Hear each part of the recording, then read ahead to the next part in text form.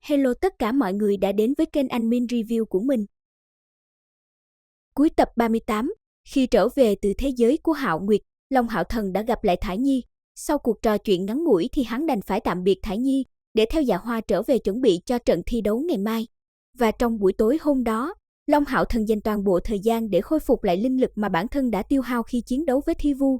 Đến sáng hôm sau, mặc dù linh lực chưa hồi phục được hoàn toàn, thế nhưng với trạng thái này thì Long Hạo Thần vẫn có đủ tự tin để thi đấu.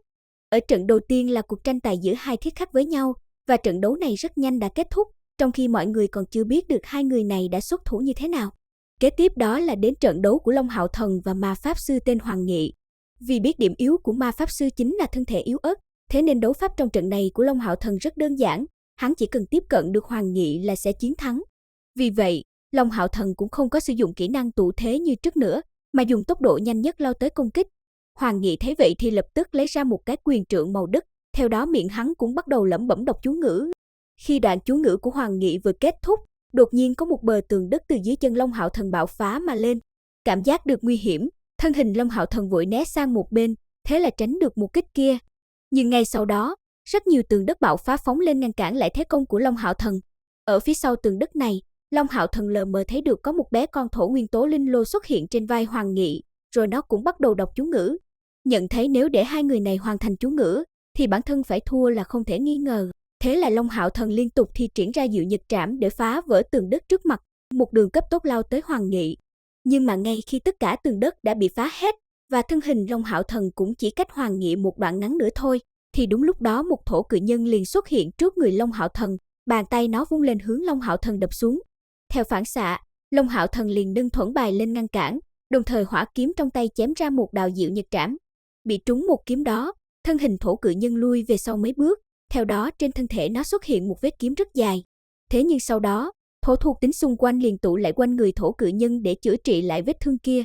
Long Hạo Thần thấy vậy thì có chút kinh ngạc, hắn liền nhận ra nếu cứ dây dưa với thổ cự nhân này thì linh lực của bản thân rất nhanh sẽ tiêu hao hết, mà Hoàng Nghị sẽ có thời gian khôi phục lại linh lực. Thế là Long Hạo Thần liền thi triển ra đấu sát toàn viên kiếm để công kích, theo đó một lốc xoáy khổng lồ hiện lên bao phủ thổ cự nhân vào bên trong. Ở bên trong lốc xoáy đó, Long Hạo Thần không ngừng huy động thuẫn bài cùng trường kiếm điên cuồng công kích lên thổ cự nhân kia. Kết quả là sau một thời gian, thổ cự nhân cũng không tiếp nhận nổi công kích của Long Hạo Thần được nữa, trực tiếp bị chém thành bột phấn tiêu tán trong hư không. Xử lý xong thổ cự nhân, Long Hạo Thần liền thu lại đấu sát toàn viên kiếm, theo đó một luồng sáng màu vàng từ trong đó bay ra, vọt thẳng hướng Hoàng Nghị đang ngây ngốc đứng đó lao tới. Khi luồng sáng này đến gần, Hoàng Nghị mới nhìn ra đó là tấm thuẫn của Long Hạo Thần, thế là hắn vội vàng thi triển phòng ngự hệ thổ để ngăn lại. Mà tấm thuẫn ngay khi va chạm với phòng ngự kia thì liền bị chấn cho vỡ tan, nguyên nhân bởi vì trước đó Long Hạo Thần đã sử dụng tấm thuẫn này để công kích thổ cự nhân, làm cho nó xuất hiện rất nhiều vết nứt rồi, thế nên khi va chạm với phòng ngự hệ thổ kia nó mới dễ dàng bị trấn vỡ như vậy.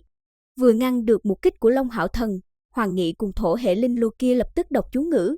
Long Hạo Thần thấy vậy thì vội vàng lao đến công kích, không cho hai tên này có cơ hội hoàn thành đạn chú ngữ đó. Thế nhưng ngay khi sắp tiếp cận được Hoàng Nghị, thì vô số mũi nhọn dưới đất phóng lên bao vây Long Hạo Thần vào trong, đồng thời trong lúc đó, vô số cự thạch từ trên hướng đỉnh đầu Long Hạo Thần rơi xuống. Bởi vì cự thạch quá nhiều, mà Long Hạo Thần lại không muốn tiêu hao linh lực để đi giải quyết, thế nên hắn liền sử dụng kỹ xảo lấy lực tá lực để đánh bay chúng ra ngoài mà thôi. Sau đó lại thi triển ra Diệu Nhật Trảm để phá tan mũi nhọn xung quanh, rồi thân thể lại cấp tốc hướng Hoàng Nghị lao tới. Nhưng mà ngay khi sắp bị Long Hạo Thần tiếp cận, thì trên mặt Hoàng Nghị hiện lên một nụ cười chưởng khống toàn cục. Hắn nhìn Long Hạo Thần nói, trận này ngươi thua rồi. Lời nói vừa dứt thì mặt đất dưới chân hắn bỗng dưng chuyển động, đem thân thể hắn kéo lui ra xa. Về phía Long Hạo Thần, đúng lúc đó dưới chân hắn mặt đất như dậy sóng, đánh hắn bay ngược ra sau.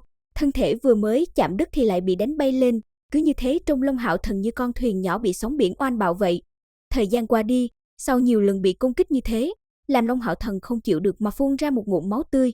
Đúng vào lúc đó, một cổ lực lượng màu tím xuất hiện bao quanh thân thể Long Hạo Thần, giúp thân thể hắn bay lên không còn chịu công kích của mặt đất nữa. Rồi sau lưng Long Hạo Thần liền xuất hiện một cái thông đạo truyền tống, mà từ trong thông đạo đó Hạo Nguyệt ba đầu dần dần đi ra. Đến đây thì cũng hết nội dung của tập này rồi. Để biết trận thi đấu diễn ra như thế nào thì hẹn gặp lại các bạn trong nội dung tập sau nhé.